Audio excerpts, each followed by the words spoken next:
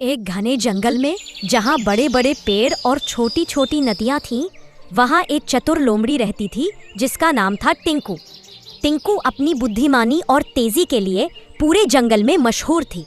वहीं उसी जंगल में एक बहुत ही ताकतवर लेकिन मूर्ख शेर भी रहता था जिसका नाम था शूरवीर। शूरवीर अपनी ताकत का बहुत घमंड करता था और सोचता था कि वही जंगल का सबसे बुद्धिमान जानवर है।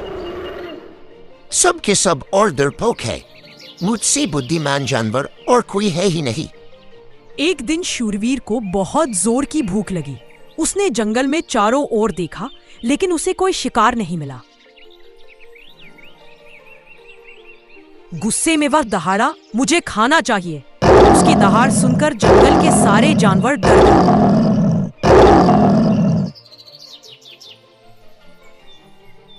टिंकू लोमड़ी ने शूरवीर की दहाड़ सुनी और सोचा, आज इस घमंडी शेर को मजा चखाती हूँ।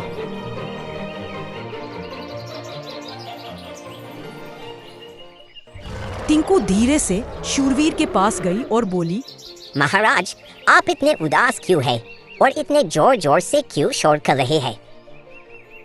मुझे भूख लगी है और कोई शिकार नहीं मिल रहा है।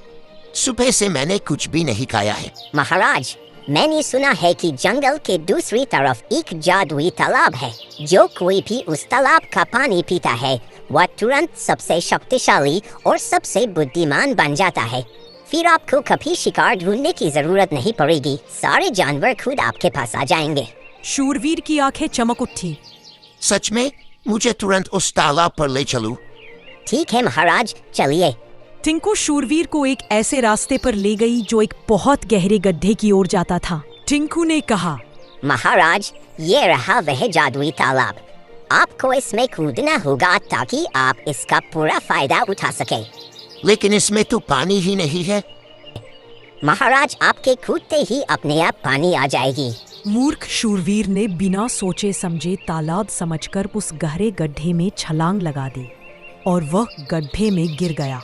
टिंकू लोमड़ी जोर जोर से हंसने लगी। ये जादुई तालाब नहीं है महाराज, ये तो खाली गड्ढा है। आज आपको अपनी ताकत पर घमंड करने का सबक मिल गया। शूरवीर बहुत शर्मिंदा हुआ और उसे अपनी मूर्खता का एहसास हुआ। वह समझ गया कि ताकत के साथ साथ बुद्धिमानी भी बहुत जरूरी है। उसने टिंकू से मदद मांगी और वादा किया कि वह अब कभी अपनी ताकत का गलत इस्तेमाल नहीं करेगा। टिंकू ने जंगल के दूसरे जानवरों की मदद से शूरवीर को गड्ढे से बाहर निकाला। उस दिन के बाद से शूरवीर ने कभी घमंड नहीं किया और टिंकू लोमड़ी पूरे जंगल में अपनी चतुराई के लिए और भी मशहूर हो गई।